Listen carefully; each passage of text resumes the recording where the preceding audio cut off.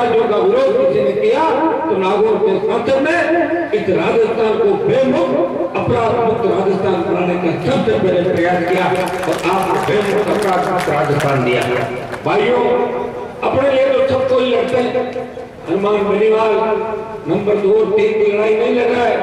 आपने देखा होगा दिल्ली के अंदर जब किसान आंदोलन चला, तीनों कृषि बिल दिल्ली की सरकार लाई, मैं इंडिया के अंदर सहयोगी था। आपके यहाँ भी भाजपा के एमपी को जिताने के अंदर हनुमान बेनीवाल का बड़ा योगदान था। मुझे एक जगह बीजेपी ने वोट दिए और मैंने 24 सीटें भारतीय जनता पार्टी के खाते के अंदर दिलवाई। बीजेपी के कई नेता बयान देते कि हनुमान जी तो हमारे सारे से जीते थे, मैं तो तुमसे 2.5 लाख वोट लिए थे और बदले में 27 लाख से लेकर 30 लाख वोट भारतीय जनता पार्टी को राजस्थान में मिलाए। जो तीनों के अंदर भी हनुमान बेनीवाल की राष्ट्रीय लोकतांत्रिक पार्टी ने सब जगह मदद करी। लेकिन जब आवश्यकता पड़ी दिल्ली के अंदर पूरे देश की निर्णय थी, मेरे सामने 2 ही रास्ते थे, या तो मैं सत्ता की पूरी थाली को छीन लेता और या थाली को ठोकर मार के मेरे भाइयों के साथ इन किसानों की मदद करता। हनुमान बेनीवाल ने सत्ता की पूरी थाली को ठोकर मार के अपने भाइयों का साथ दिया और सड़क पर बैठ गया और 70 साल के अंदर पहली बार उस शाहजहांपुर हाईवे को जाम किया। तो 70 साल में कभी हाईवे जाम नहीं हुआ और 2.5 महीने से सड़क पर भी बैठा। और हिंदुस्तान की सबसे बड़ी पंचायत के अंदर आपने देखा कांग्रेस तो अखबार में छपने के लिए 2-3 दिन किसान की बात करके बैठ गई, लेकिन हनुमान बेनीवाल 25 तारीख तक लोकसभा चली थी, उसमें सबसे ज्यादा बार अगर किसानों का किसी ने नाम लिया और तीनों किसान बिलों को वापिस लेने की बात की और प्रधानमंत्री को चुनौती दी। प्रधानमंत्री जी 14 और 19 के अंदर जिन किसानों ने सत्ता के शिखर पर आपको बिठाया, आप इनसे पंगा मत लो, ये किसान थकने वाले नहीं है। 1000 साल तक दिल्ली के चारों तरफ किसानों ने लड़ाई लड़ी है।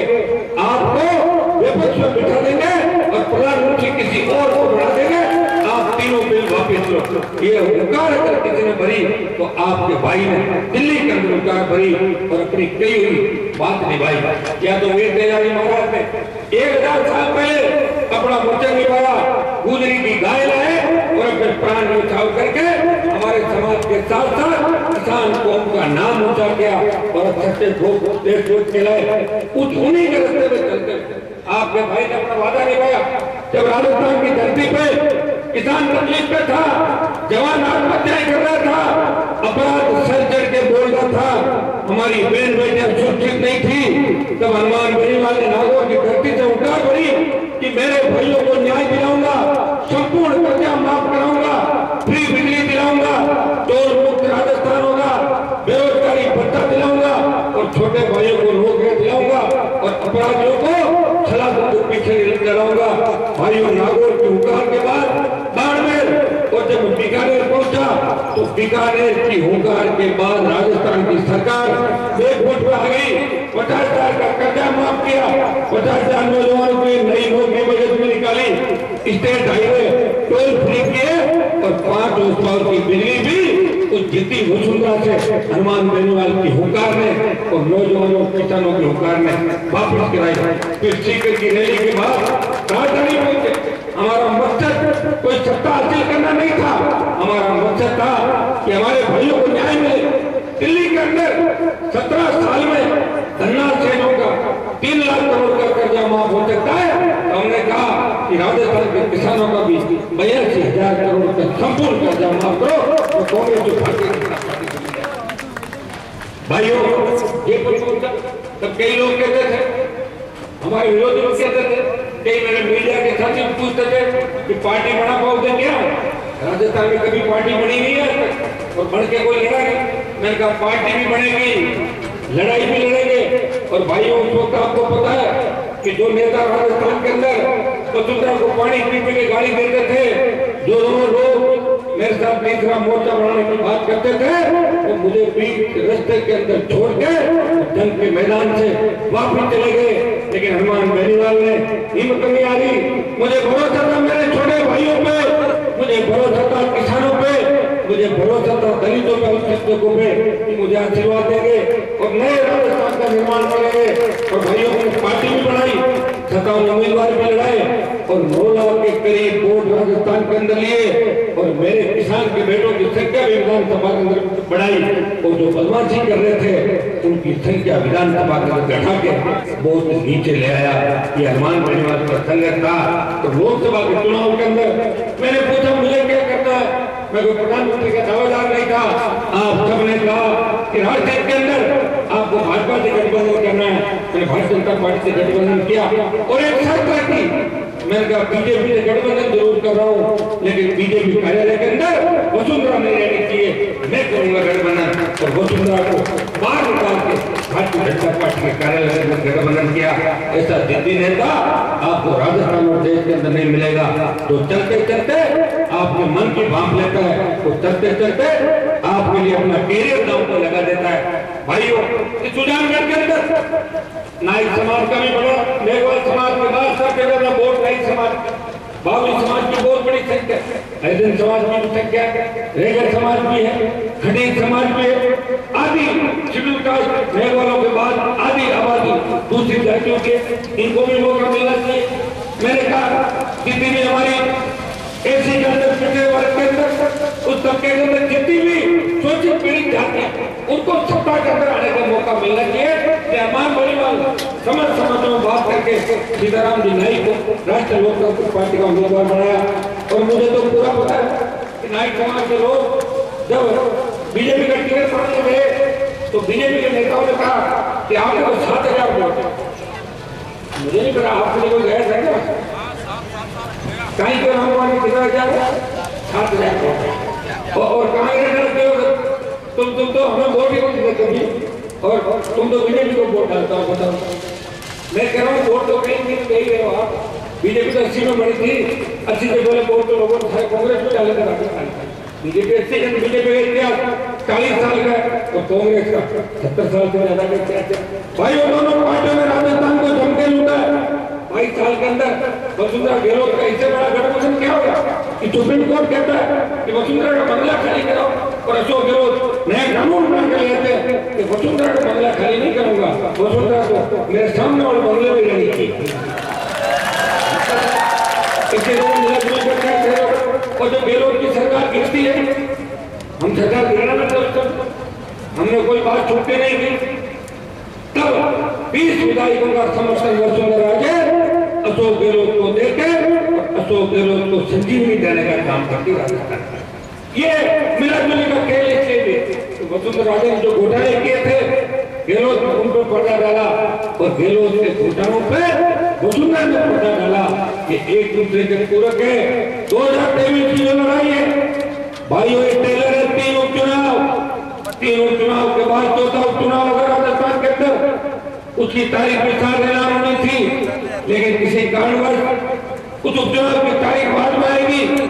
इन 4 उपचुनाव के अंदर अगर आपने कांग्रेस और भारतीय जनता पार्टी को सबक सिखा दिया तो राजस्थान आजाद हो जाएगा। और सबक सिखाने के लिए आपको मतदान करना है, किसी को पूछना नहीं है। कांग्रेस को भी परखा है, भारतीय जनता पार्टी को भी परखा है। आपके भारतीय जनता पार्टी के अंदर भी दिल्ली में लोगों ने नेतृत्व किया, राजस्थान की राजनीति के अंदर भी चूरू के अंदर हमेशा चूरू के मध्य गए, लेकिन वो सुजानगढ़ के खेत अभी भी प्यासे। सुजानगढ़ के खेतों के अंदर सिंचाई का पानी कैसे पहुंचे?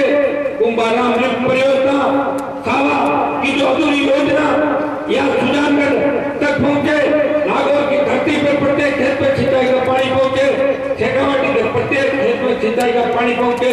हमारे नेताओं ने सिर्फ और सिर्फ धोखा दिया है। अब आप अगर चाहो तो परिवर्तन कर सकते हो। लोग मुझे भी कहते हैं कि आपने 20 साल खराब कर दिए, जवानी निकल जाएगी, बुढ़ापा में राज किया जाएगा, क्या करोगे? तो मैं उनको कहता हूँ भाइयों, मैं तो भगत सिंह की भूमिका के अंदर चलता हूँ। भगत सिंह को पूछा कि आपको फांसी हो जाएगी, तब उन्होंने कहा कि बेशक मुझे फांसी हो जाए, इस बात से मुझे गम नहीं, लेकिन मेरी भारत माता गुलामी की बेड़ियों से मुक्त हो जाएगी। राजस्थान के अंदर उन बड़े बड़े नेता जो मिलते नहीं थे उनको गली मोहल्लों के अंदर घुमाना सिखा दिया और नेताओं को गलियां दिखा दी और नेताओं को गाड़ियां और गांव दिखा दिया। ये मेरे संदेश का ही परिणाम है। लोग कांग्रेस के लोगों को पूछ लो, वो एक ही बात कहेंगे, अरे कि बीजेपी चले आ जाए लेकिन आरएलपी नहीं आएगी। और बीजेपी को पूछ लो, अरे क्या छोड़ो यार, नहीं आरएलपी कांग्रेस और भारतीय जनता पार्टी को राजस्थान में एक नाव पर सवार कर दिया कि राष्ट्रीय लोकतांत्रिक पार्टी की, मेरे जवानों की, मेरे छोटे भाइयों की और किसानों का आशीर्वाद भूकाल का परिणाम था। मुझे पूरा भरोसा है कि सुजानगढ़ सारा और राजसमंद के अंदर राष्ट्रीय लोकतांत्रिक पार्टी दोनों पार्टियों को बड़ी टक्कर देगी, बड़ी चुनौती देगी और तीनों सीट राष्ट्रीय लोकतांत्रिक पार्टी जीतेगी। ऐसा नौजवानों का तो रुझान आ रहा है। सोशल मीडिया के माध्यम से मैं आज नागौर से निकला, यहाँ पहुंचने में मुझे 3 घंटे लगे। हर गांव के बाद गांव की रास्ते के अंदर स्वागत करने के लिए मातृशक्ति नौजवान और किसान तैयार थे।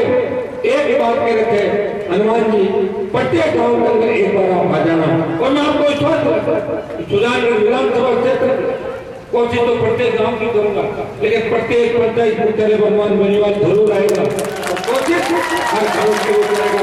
सुजानगढ़ को एक नया परिवर्तन का आगाज धरती से करेंगे। मैं आपको विश्वास दिलाता कि मैं जब बिरासर के अंदर रैली थी, मैं कह गया था कि ताल छापर का जो हमारा अभियान है, इसे राष्ट्रीय अभियान घोषित करने की मांग हम करेंगे और यहाँ बड़ा एलिवेटेड और पुल बन के रोड बने ताकि हमारे हजारों चिंकारा और काले हिरण जो राष्ट्रीय अभियान इसको घोषित करें, रोज दुर्घटनाग्रस्त हो जाते हैं।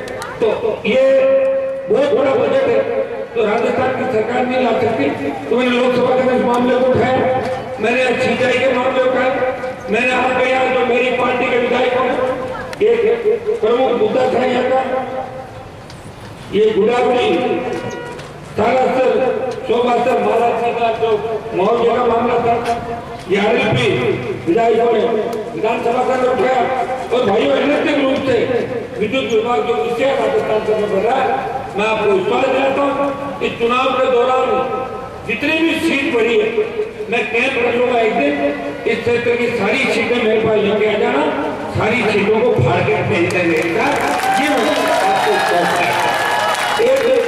टीपी ई चालान के नाम पर परिवहन विभाग द्वारा बेवजह चालान काटे गए। ये सही बात है कि गुंडागर्दी और इंस्पेक्टर राज कांग्रेस और भारतीय जनता पार्टी के शासन के अंदर हमेशा होता रहा, इसका भी समाधान करेंगे।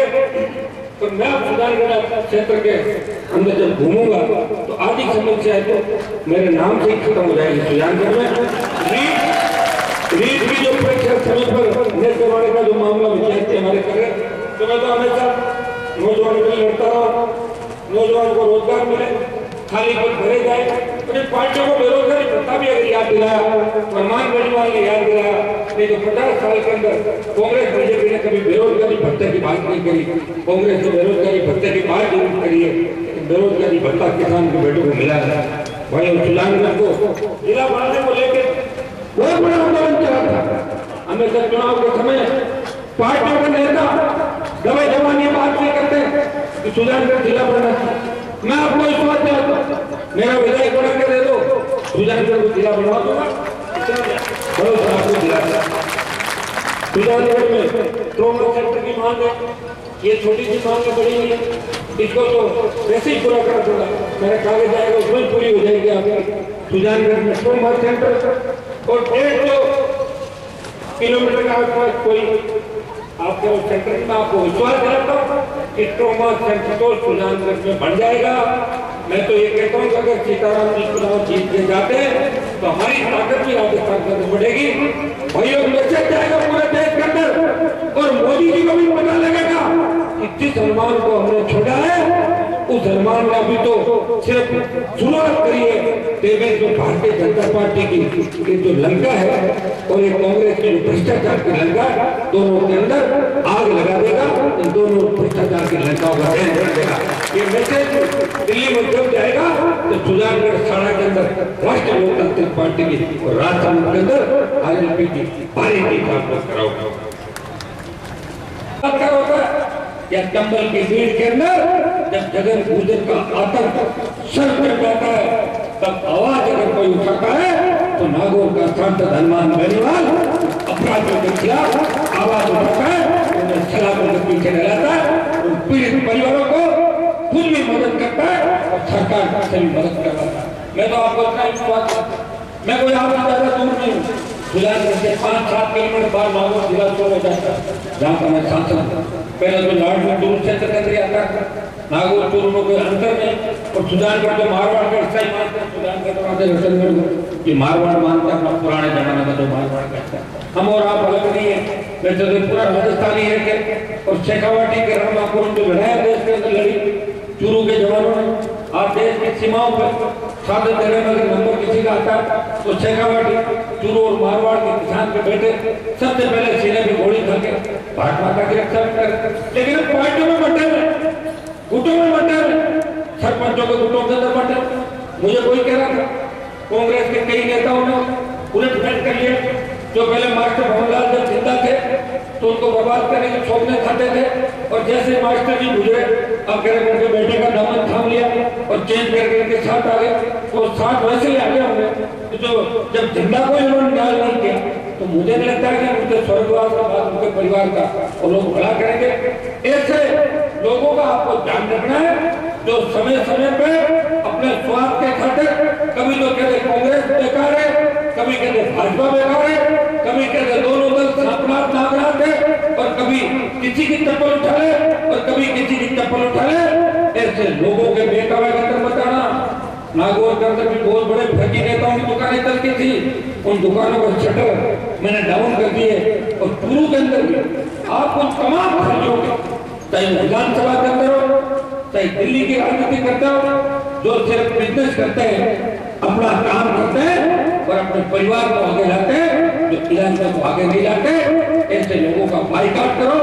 भारतीय जनता पार्टी कांग्रेस को छोड़ो और राष्ट्रीय लोकतांत्रिक पार्टी का दामन थामो।